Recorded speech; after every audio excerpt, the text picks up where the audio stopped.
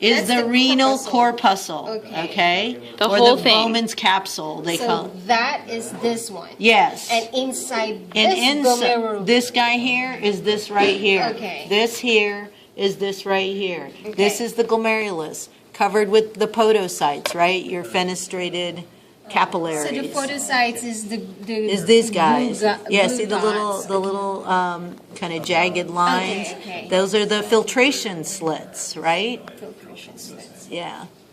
Between the podocytes. Yeah, because the Filtration capillary, right? We have, this is, what do we have? We have a basement membrane, right? And then we have simple squamous epithelial, right? Because that's what it's diffusing through.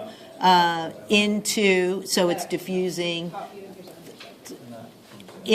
coming in through, right? In through the afferent arterial,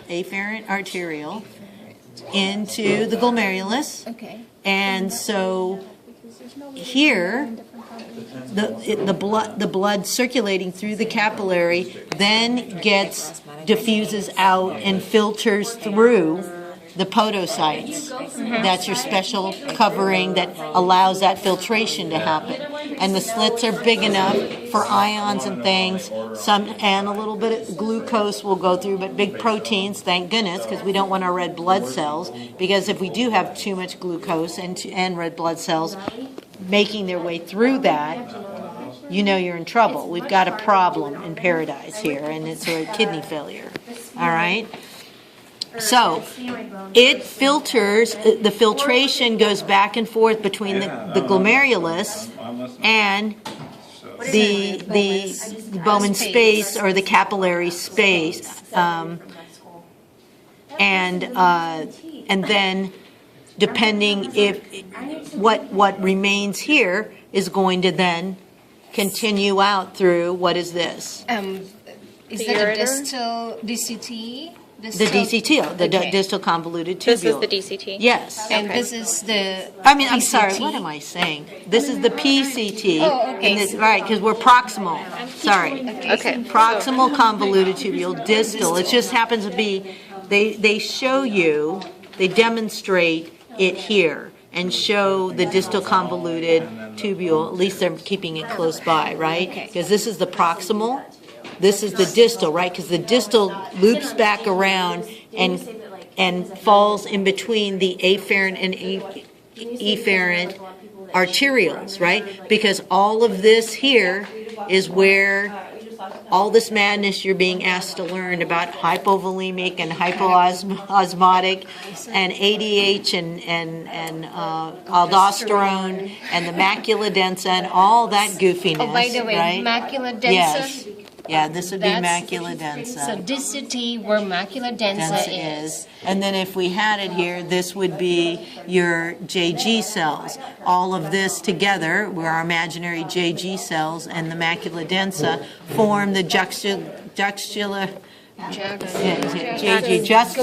glomerular apparatus. Wow. Okay, the JG apparatus. And then Okay. what's this? Those are mesangial cells, right? Because this is the afferent.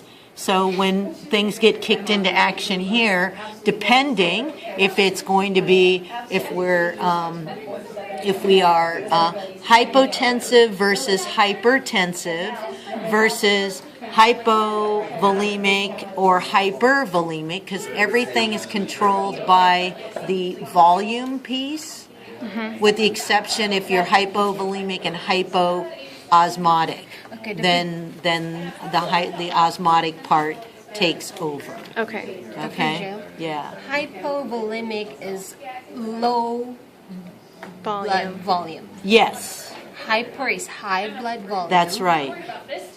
Or it could be fluid volume, right? Because Okay. it's over here. And what fluids are where? Is there a fluid? So this is filtrate, Okay. right? Versus when we would get to the collecting ducts where it's urine, right?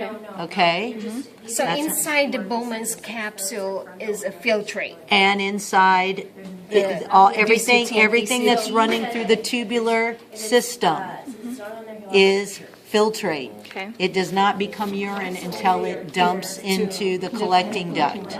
Okay. And then there's the last chance romance of the distal convoluted tubule, right? Because it's ADH that acts on the collecting ducts to have and aquaporins and to bring the water back into the medulla, so it can therefore be brought back into the